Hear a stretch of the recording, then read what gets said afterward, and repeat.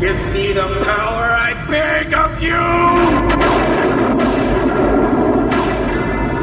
S'accusate podemon. Mortis meno de vacorde mi voce. Dele porte passe embella. S'accusate podemon. Adele porte passe embella. Adele porte passe embella. Adele porte passe embella. Adele porte passe embella.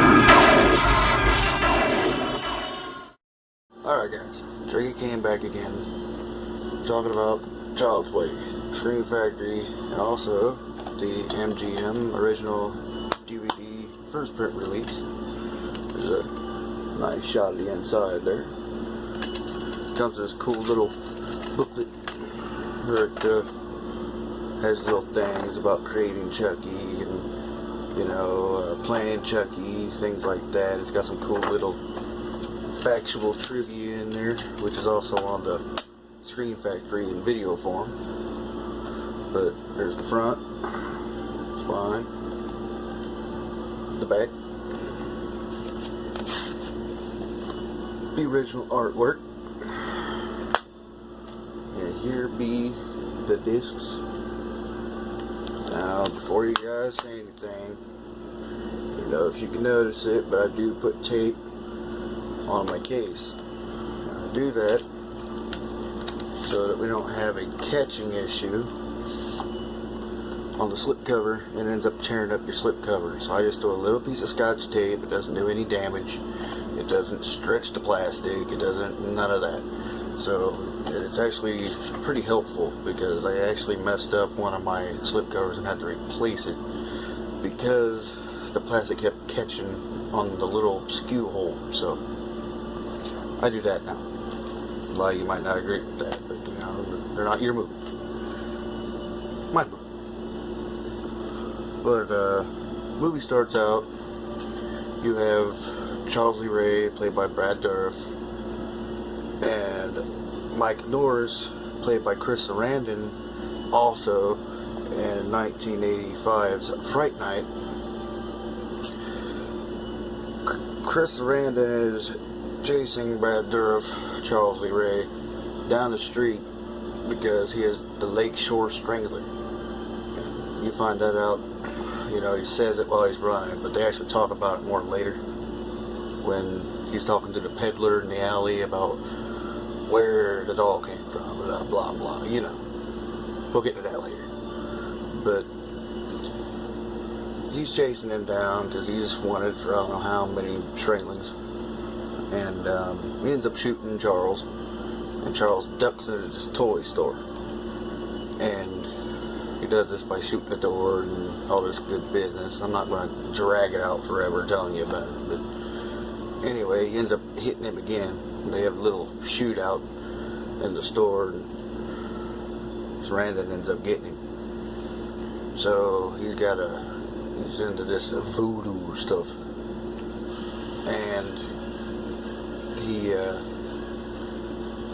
does the business with the doll, and you know, Adui Dembala, give me the power I beg of you, and all that jazz, because I don't purely remember how that goes. I got it at the end of my intro, as you'll see, but I don't remember it fully. I just watched the movie, and he says it like 5 times trying to get this done, and he just can't seem to get it done. Kind of like the principal with Carrie White's name. He just can't get it right, you know.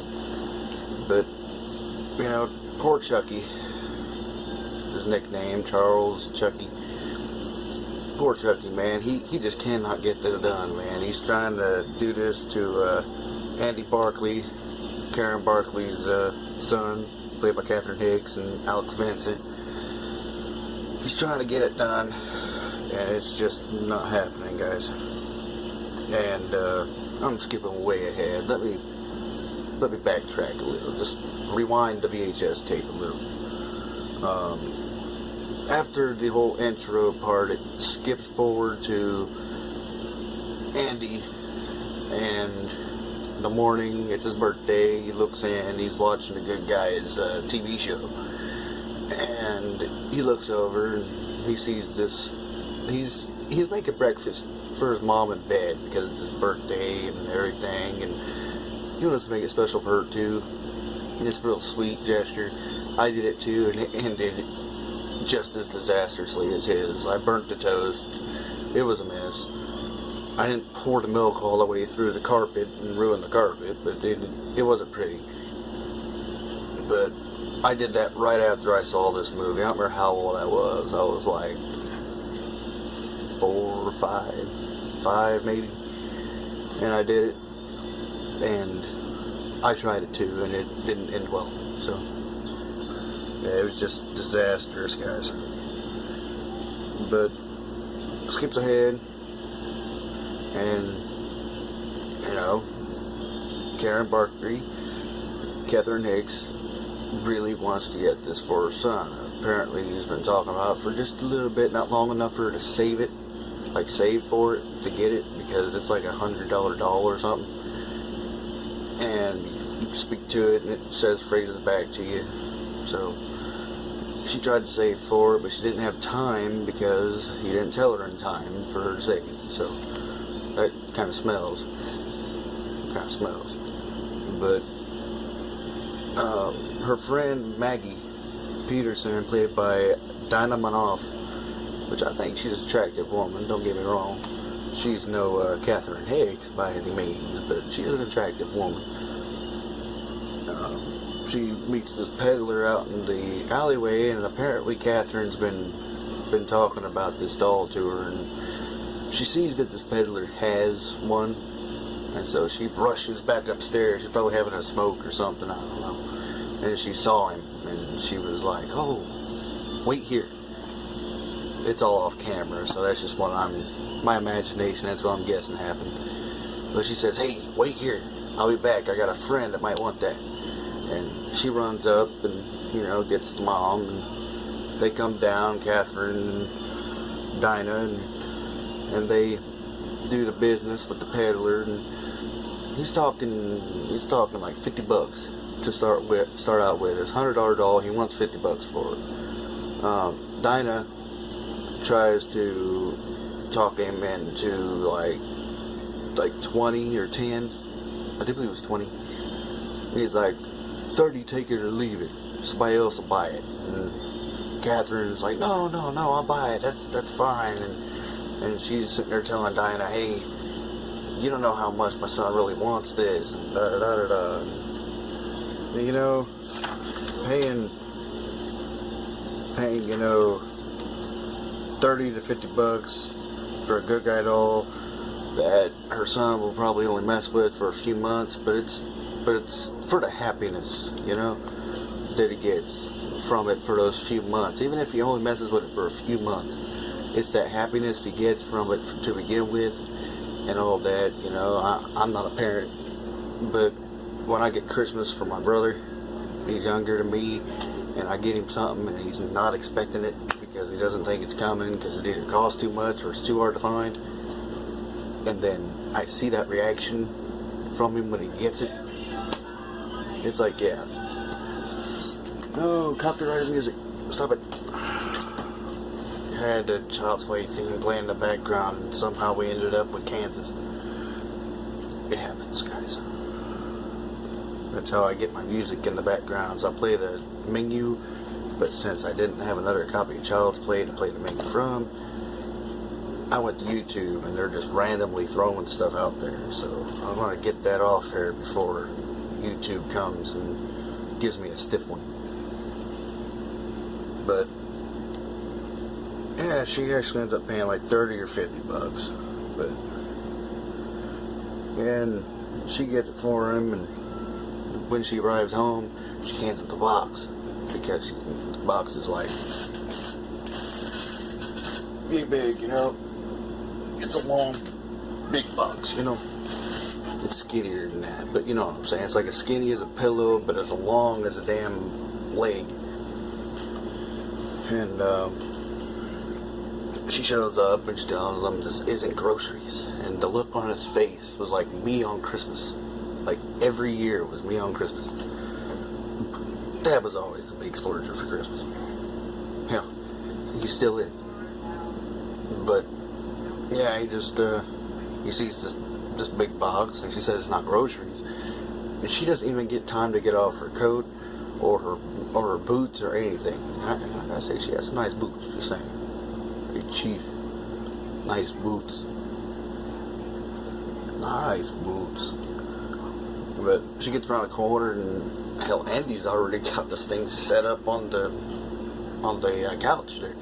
So she even gets to see him unwrap the business, which actually reminds me of a Christmas of mine. I had opened up all the gifts before Dad woke up to see me unwrap them. It kind of takes away from some of the magic of the whole thing, you know. Felt kind of bad about that for years leading on. I always made sure he was awake. But enough on personal history, guys. We're here for Child's Play.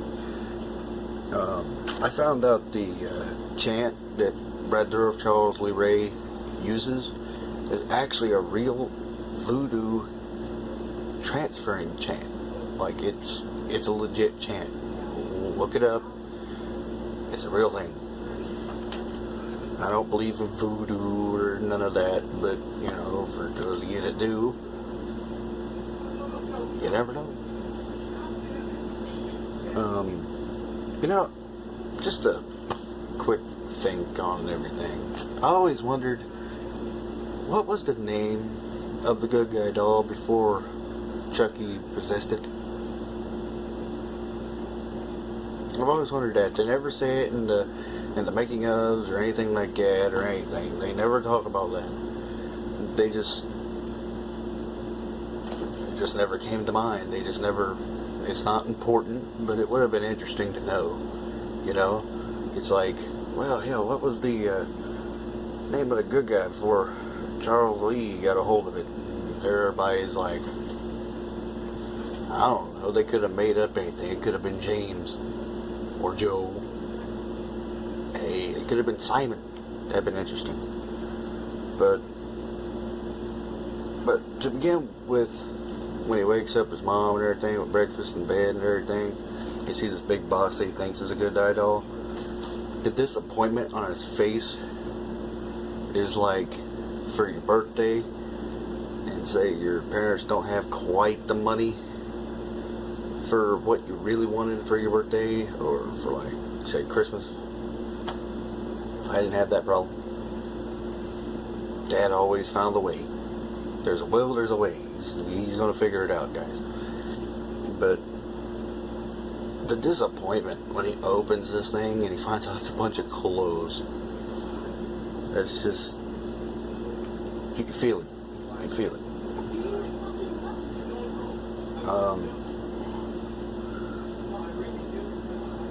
A little bit of behind the scenes business before I get into more of the movie.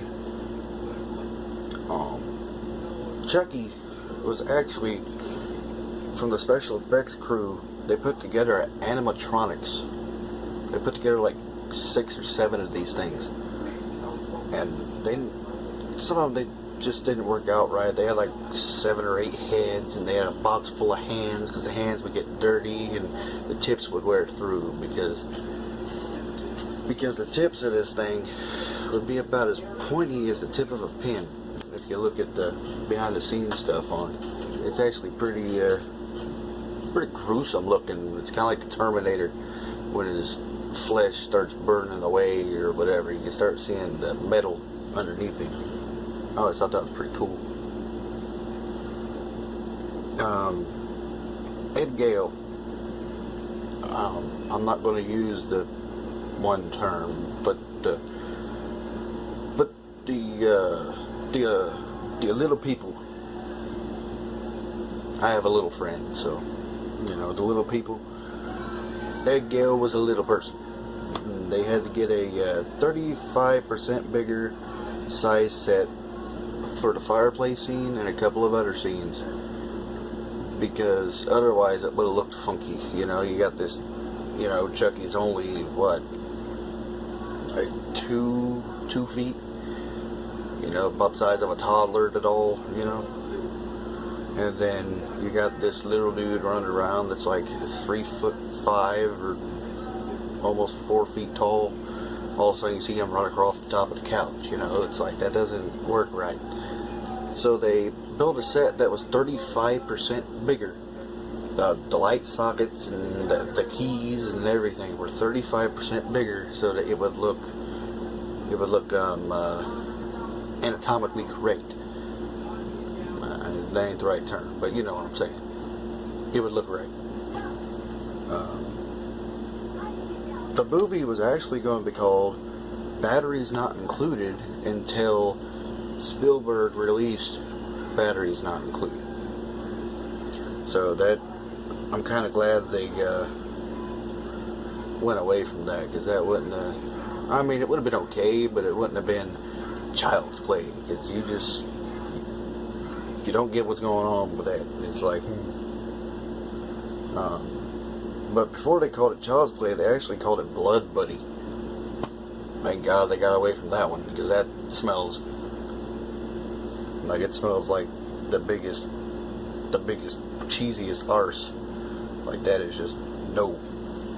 Blood Buddy, yeah. Yeah. And instead of using the voodoo ritual with the Adawi Dembala, give you the power, but they were going to bring Chucky to life by blood ritual, by cutting the thumb and bleeding on him. So that was very interesting.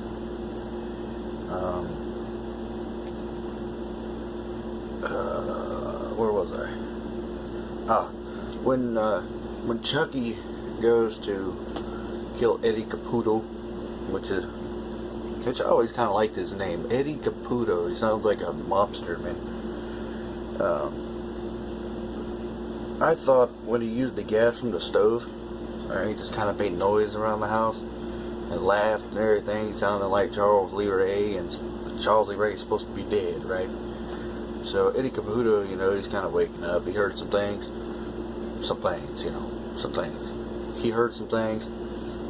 He goes around. He's got his beautiful gun, by the way, a 357 or a 44. I do believe it's an extended barrel 357 Magnum. Maybe a Taurus, which is just a brand of gun. You got your Tauruses, you got your Smith & Wessons, you got your Rugers. I do believe that one was a Taurus. Don't quote me. I'm not the biggest gun guy in the world. I just know it's a Magnum. He turns the gas on the stove, and you know, is making noise and everything, and he gets out of the house and back to the chair where Andy left him, because Andy had to go tinkle. He had to tinkle, guys. So he leaves him in the rocking chair, and he directed Andy there to begin with. He was telling him at school, "Hey Andy, I got somewhere I gotta do something. Let's go over here. Go ahead and leave me in this chair and say you got a tinkle, and just go over there for a few minutes." That's probably not how it happened, but that's how my mind worked it out.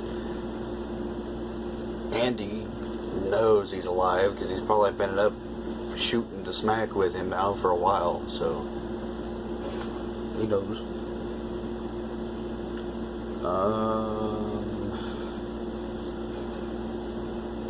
When he goes to meet with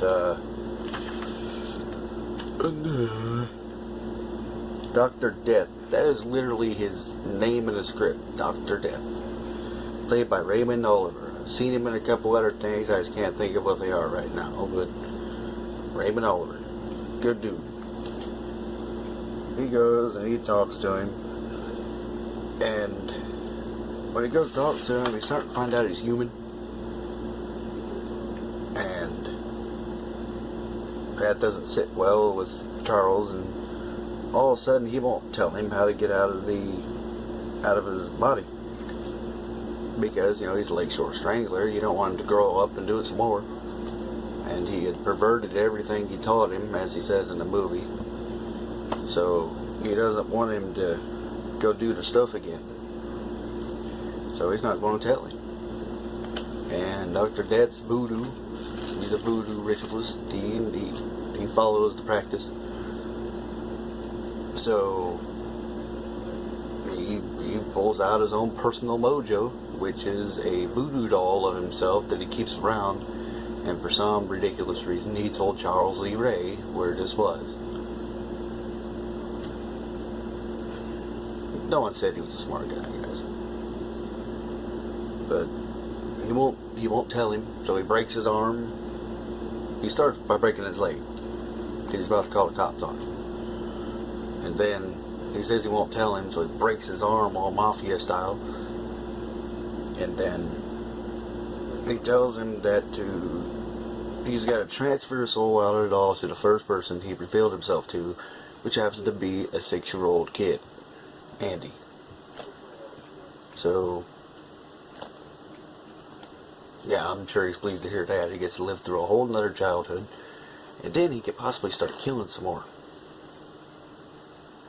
I wouldn't if I was, a killer and everything, and I got the chance to live my life again. I'd just live normally.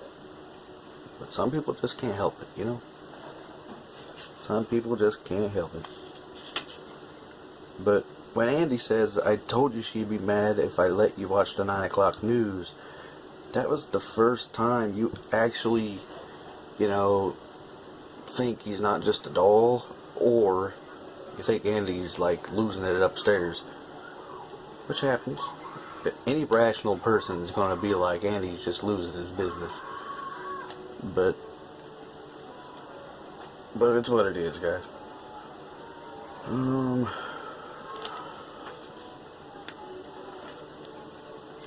Sorry for all the ums and uhs.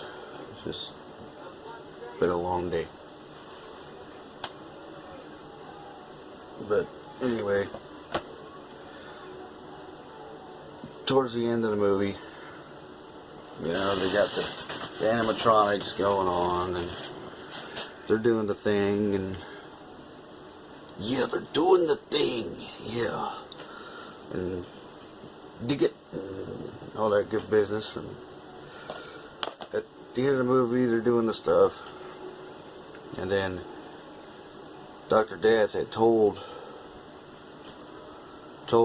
Andy Barclay's mom the only way to kill him is to shoot him in the heart, because it's human. That's the only part that is fully human about him. Like, yeah, he gets shot, he gets hurt, but the only part that's fully human about him that can actually kill him off is to hit him in the heart. Which, in my opinion, this movie did not need a sequel. There are movies that don't need sequels. Exorcist is one of them. Halloween's another. Child's Play definitely did not need a sequel. Granted, I kind of like part 3. I do kind of like part 3. But as far as things go, it didn't have to be there. Like, The Thing doesn't have a sequel. It's kind of got a prequel now, but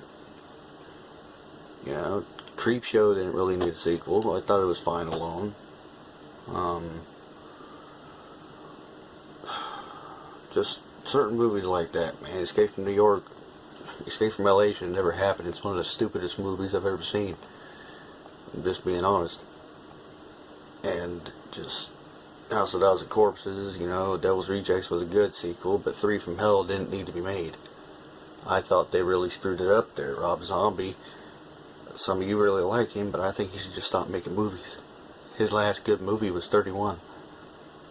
And what he did with Halloween, I'm not happy with. And we'll get into that another time. I'm going to do a review on that movie. This is going to be fun. So, join me next time. I'm Tricky Kane. This is Tricky Kane's channel.